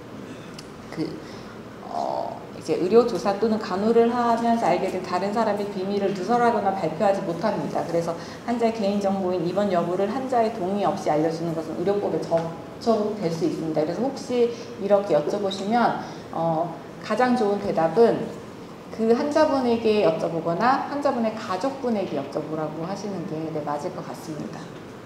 그리고 두 번째입니다. 이거는 제가 이제 그 네이버 카페 아름다운 동행이라는 저희 말기암 환자분들의 이제 보호자분들께서 가입을 하시는 그런 카페인데요. 이거는 이제 제가 거기 가입은 되어 있진 않지만 제가 좀 사례를 찾다 보니까 이런 사례가 있어서 조금 발제했는데요. 이게 사진 찍어도 되는지 이제 묻는 겁니다. 이게 아버지께서 이제 호스피스에서 입원을 하셨어요. 그리고 생일이 있으셔가지고 이제 호스피스 봉사해 주시는 분들이 오셔서 이제 노래도 해드리고 막 마사지도 해주셨어요. 근데 이제 잠깐 머리 감는 사이에 들어오셔가지고 이제 시작을 하신 거예요. 봉사자분들이 마사지도 하고 뭐 이런 것들을 하신 거예요. 근데 이제 아버지가 뭐 필요 없다고 하셨나 봐요. 근데 일단 시작을 했으니 그러면 이제 하셔라 이렇게 된 것 같아요. 그래서 그냥 고맙다. 이제 아버지도 좀 싫기는 하셨지만 그래도 이제 성심성의껏 해주시니까 이제 고맙다고 이제 웃으면서 마무리가 됐습니다. 근데 문제는 그게 뭐냐면 이제 어떤 봉사자분께서 계속 사진을 찍으셨나 봐요.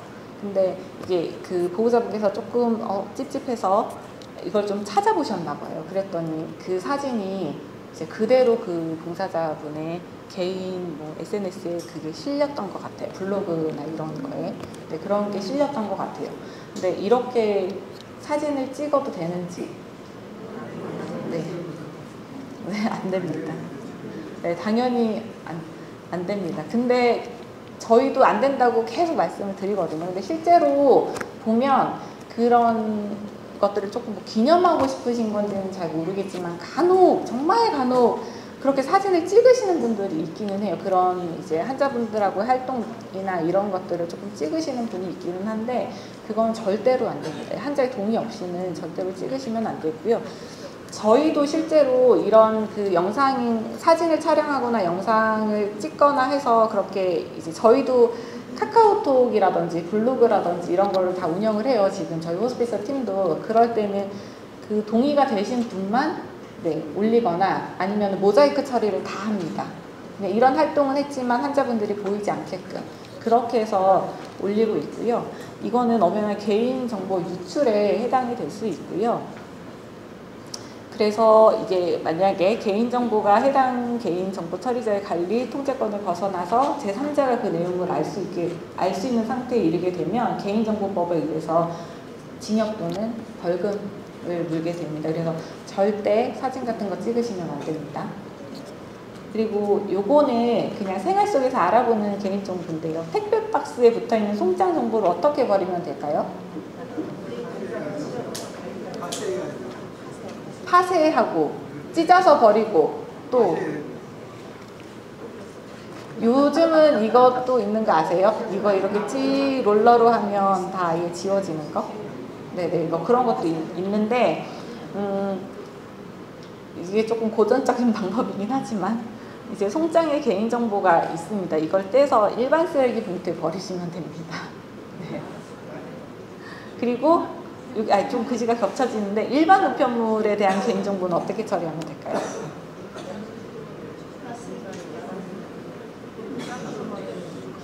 네, 뭐 파쇄 다 왔습니다. 이것도 똑같이 주소와 이름이 있는 부분만 가위로 오려서 그 부분을 일반 쓰레기 봉투에 버리시면 됩니다. 네, 그래서 잠깐 여기 제가 적어 놓은 거고요.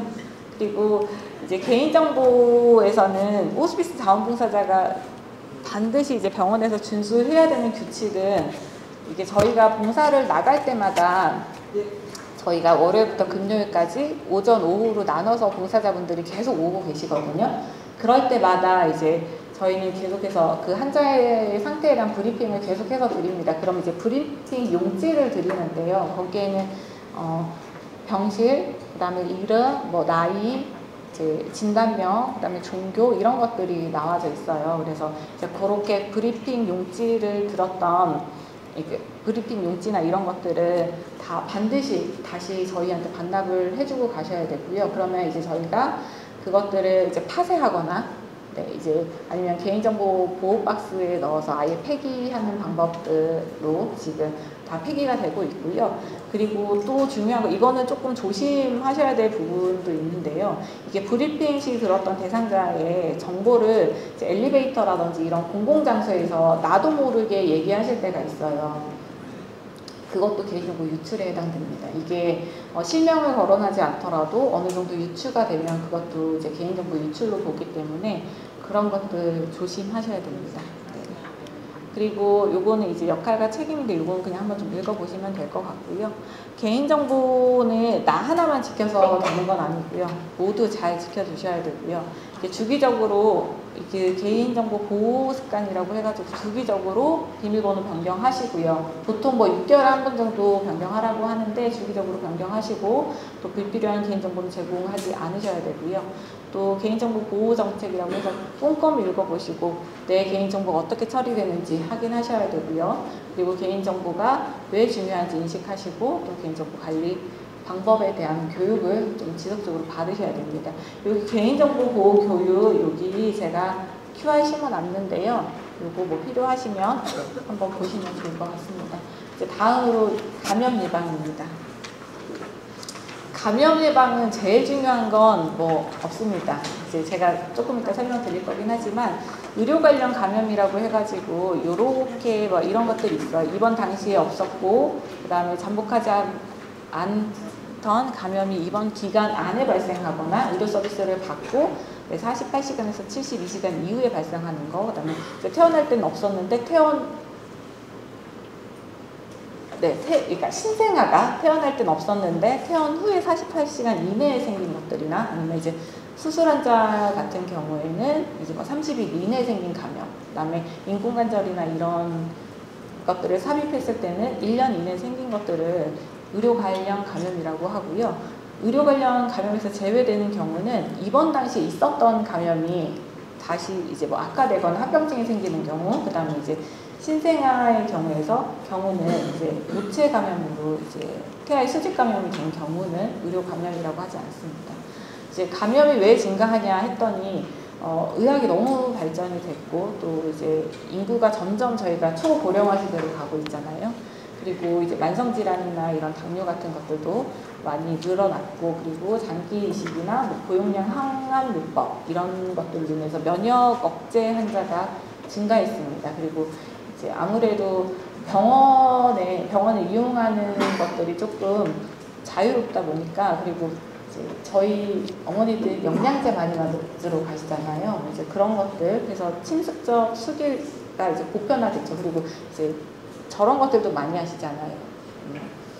피부과 가시면 이렇게 저 잘 모르기는 하는데 뭐 이렇게 땡기고 뭐 맞고 뭐 이런 거 많이 하시잖아요. 그런 것들. 그래서 그런 이제 침습적 수기가 이제 많이 보편화가 됐고 항생제를 많이 사용하다 보니까 이제 항생제 사용으로 인한 다제 내성균 감염이 증가하는 걸로 나타났습니다. 그러면 의료 관련 감염이 왜 중요하냐? 이제 환자 건강 면에서 본다면 회복이 지연되겠죠. 그리고 합병증도 발생되고 사망률도 증가하게 될 거고요. 그리고 이제 요로 감염으로 입원을 했어요. 그래서 항생제를 막 썼는데 그 항생제로 인해서 아까처럼 이제 항생제 다제 내성균이 발생이 되면 나는 요로 감염이 다 나았지만 그것 때문에 지속적으로 또 입원을 해야 되는 경우가 발생하거든요. 그럼 의료비가 또 올라갈 것이고 그리고 의료기관의 안전성과 질적 수준에 대한 신뢰가 떨어질 것입니다. 그리고 이거는 이제 표준주의 감염이라고 해가지고 이건 모든 환자를 대상으로 적용하는 일반적인 이제 예방 조치고요. 혈액이라든지 체액, 분비물 이런 것들의 접촉 시 감염 위험을 최소화하는 거에 목적이 있습니다. 보통 저희가 이제 표준주의 감염을 위해서 손위생이나 개인 보호구 착용, 호흡기 위생, 환자 배치, 환자 치료기구, 물품 세탁, 환경관리 이런 것들이 포함이 되고 있고요. 요거는 이제 전파 경로별로 해가지고 제가 조금 정리를 해본 건데 접촉주의, 비말주의, 공기주의 이런 것들이 있는데요. 저희 정말 19년도부터 22년도까지 떠들썩하게 했던 코로나19는 공기주의 감염으로 해가지고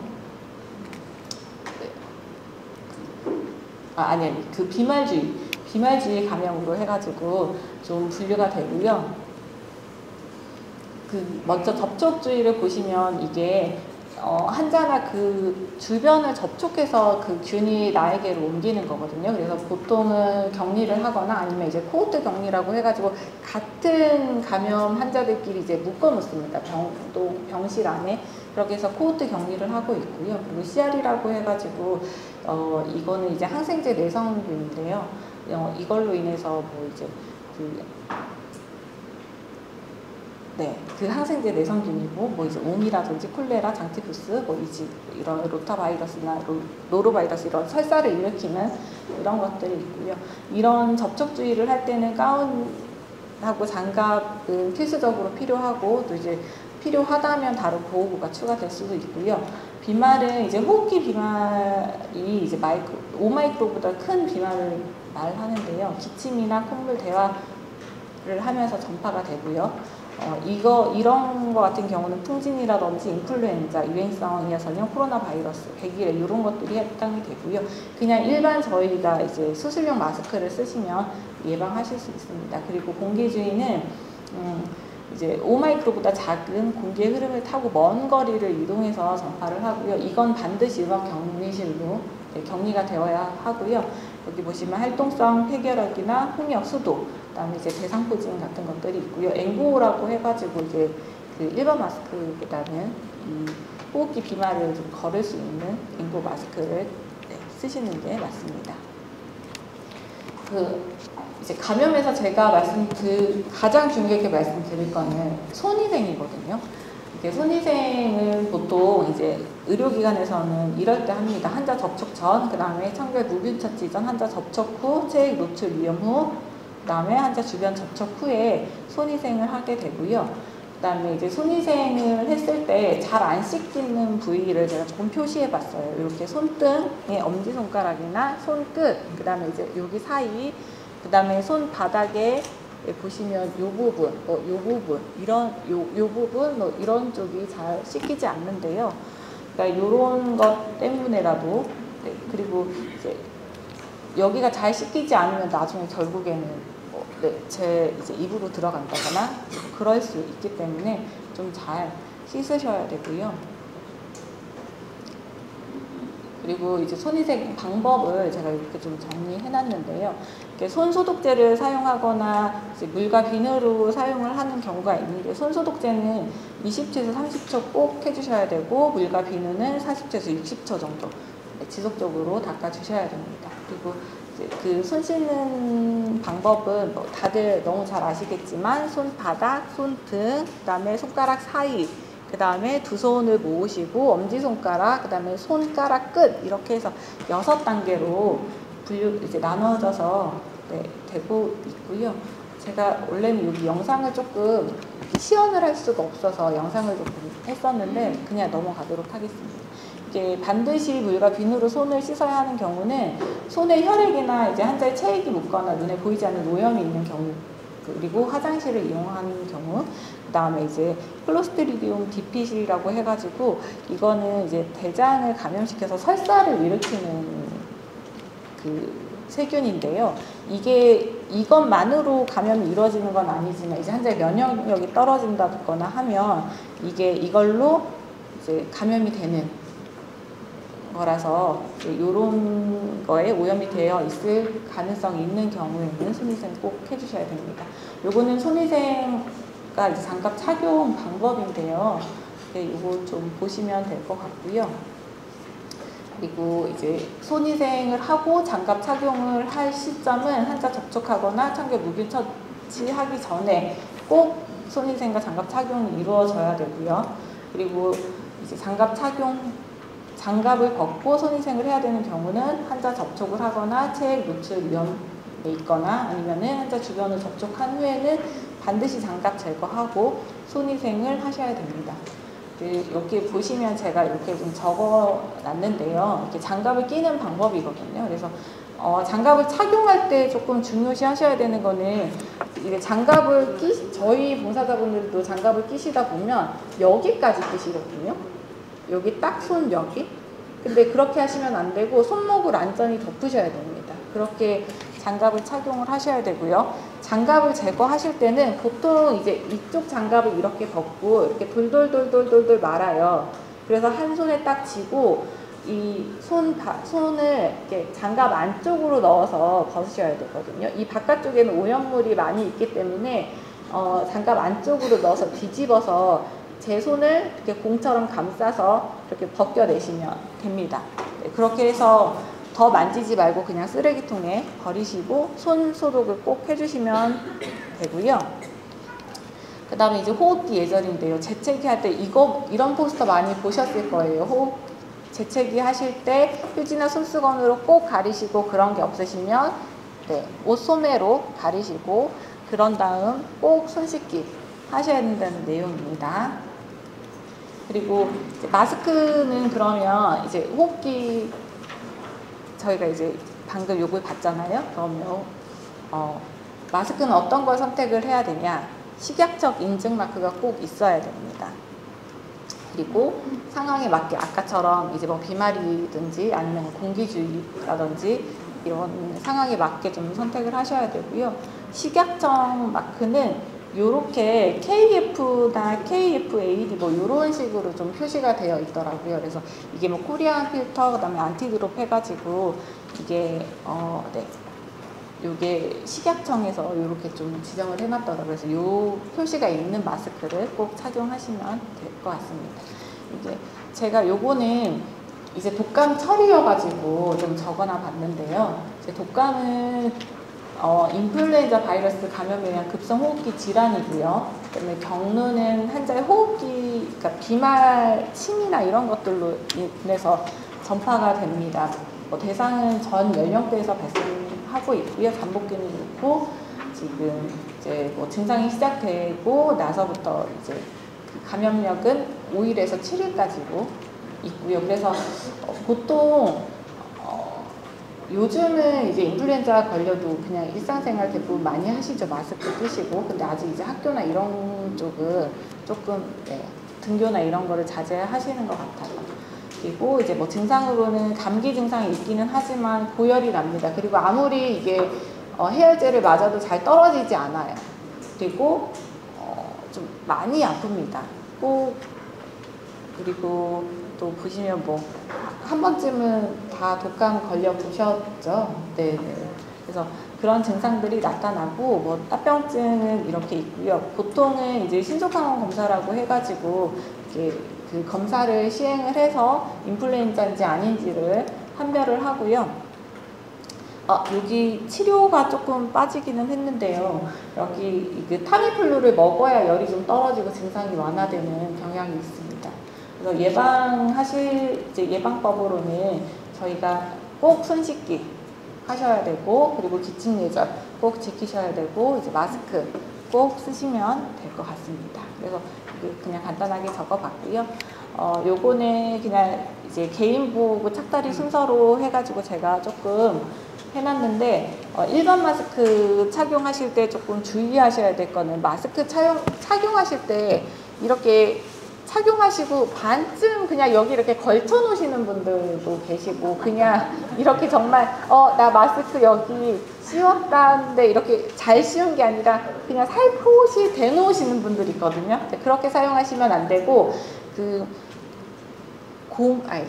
철 부분이 위쪽으로 가게 해서 이렇게 마스크를 쓰시고 이 코 쪽으로 꼭 눌러주셔서 꼭 맞게 쓰셔야 제대로 착용하시는 겁니다. 그리고 벗으실 때는 이 앞쪽이나 이 안쪽으로 손이 닿지 않고 그냥 끝만 이렇게 벗어서 그냥 바로 쓰레기통에 버리셔야 됩니다.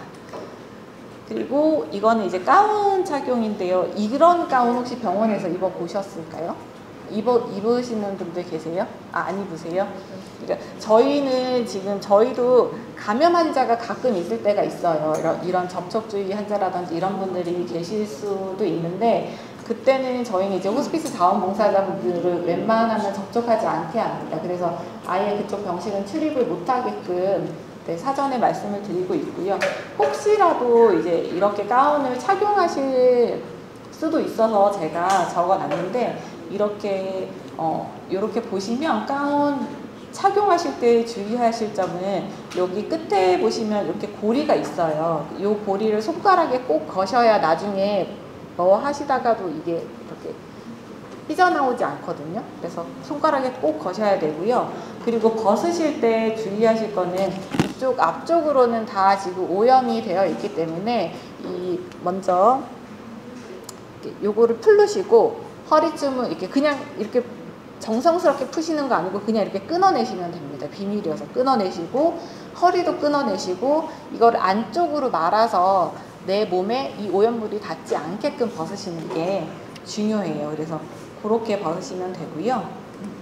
그리고 요거는 이제 공기나 비말주의 병실에 들어가시기 전에 그리고 병실을 나오셔서인데요. 병실을 들어가시기 전에 반드시 손위생 하시고 이제 공기주의는 앵고 마스크나 아니면 이제 비말주의는 덴탈 마스크를 끼시고 병실에 들어가셨다가 환자 접촉하고 공기랑 비말은 반드시 병실을 나오신 후에 마스크를 벗으셔야 됩니다. 그 안에서 벗으시면 안 돼요.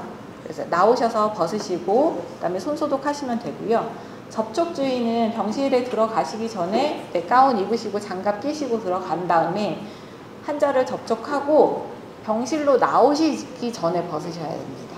그런 것들이 조금 틀리기는 한데요. 그래서 병실에 나오시기 전에 다 벗고 나오셔서 손위생 하시면 됩니다.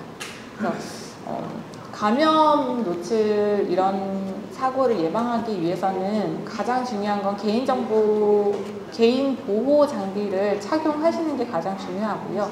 그리고 또 중요한 건 손위생 반드시 지키셔야 되고요. 그리고 격리 지침은 준수하셔야 됩니다. 그리고 이제 그런 감염 환자와 불필요한 접촉은 피하시고 안전한 거리를 유지하시면 될 것 같고요. 이게 혹시 몰라서 제가 이렇게 적어 놓은 건데 감염 노출이 있을 수도 있어요. 그리고 이게 자상사고라는 게 이제 봉사자분들은 나랑 상관없을 수도 있다라고 생각하실 수 있지만 어떤 경우가 있냐면 이제 간호사들이 저희가 왜 이렇게 보통 수액을 놓거나 이렇게 라인을 잡는다고 하죠. 이렇게. 그래서 바늘을 들고 가서 수액을 놓잖아요. 그리고 나서 요즘은 이제 그런 뭐 나비 바늘 이런 것도 있기는 하지만 요즘은 대부분은 이제 카테터로 하고 그 안에 철심을 이렇게 빼잖아요. 그러고 이제 대부분 플라스틱만 몸에 남아 있는데 그런 철심이 간혹 침대나 이런 데 남아 있는 경우가 정말 아주 희박하게 있을 수도 있습니다. 네네. 그래서 이제 뭐 환자분들도 물론 위험하지만 봉사자분들도 이제 마사지를 하러 가신다거나 아니면 이제 다른 걸로 이제 환자분한테 가서 이제 환자분을 좀 도와드리다가 나도 모르게 그렇게 뭐 사고가 발생할 수도 있는 부분이기 때문에 제가 적어 놓은 거고요. 이제 우선 그런 주사침이나 이런 자상 사고가 있을 때는 흐르는 물이나 생리식염수로 세척을 하시는데요. 만약에 출혈이 있으시면 그 부위를 문지르시거나 아니면 막 짜내시는 건 안 됩니다. 다 2차 감염의 위험이 있기 때문에 하시면 안 되고 그냥 흐르는 물에 그냥 씻으시면 되고 그 다음에 이제 응급 조치를 받으시면 되고요. 그리고 이제 점막 노출은 이런 체액들 있잖아요. 혈액이라든지 혈액이라든지 아니면 이제 뭐 이런 뭐 복막이라든지 이런 체액들이 내 눈에 띄었을 때는 생리식염수나 흐르는 물로 충분히 세척하셔야 되는데요. 15분 정도 세척하셔야 됩니다. 네네. 그래서 대부분의 이제 병동에 가면 이제 그렇게 세척을 할 수 있게끔 혹시 모를 사고를 대비해서 세척을 할 수 있게끔 이제 마련을 해 놓는데요. 한 15분 정도 세척을 하셔야 되고 소독제는 사용하지 않으셔도 됩니다. 그냥 물로만 씻어내시면 되고요. 또 그 부위를 문지르지 않으셔야 됩니다. 그래서 혹시 몰라서 이 부분은 좀 제가 적어놨습니다. 그리고 이제 저희 병원에서는 지금 혹시라도 이런 감염 노출 사고가 발생이 되면 아까 말씀드렸듯이 그렇게 응급 조치를 하시고 보고를 하고 이제 감염관리팀 쪽에서 이제 연락을 합니다. 만약에 자상 사고가 있다라고 하면 이제 추적 검사를 해야 될 수도 있고 다른 검사를 진행해야 될 수도 있기 때문에 이제 그런 것들을 진행하고요. 그리고 요거는 이제 뭐 감염이나 이런 사고들은 병원장까지 이제 보고가 되는 사고들입니다. 그래서 요런 시스템으로 해가지고 감염 노출에 대해서 지금 대처를 하고 있습니다. 제가 준비한 건 여기까지고, 제가 이제 이걸 막 찾다 보니까 되게 좋은 말씀을 저희 마더 테레사 스님께서 하셨더라고요. 당신을 만나는 모든 사람이 당신과 헤어질 땐 더 나아지고 더 행복해질 수 있도록 하라라고 말씀하셨는데, 저희 이제 봉사자 선생님들이 생각이 나서 이 말을 적어봤고요. 선생님들이 만나시는 모든 분들이 선생님들로 인해서 행복해졌으면 좋겠습니다. 감사합니다.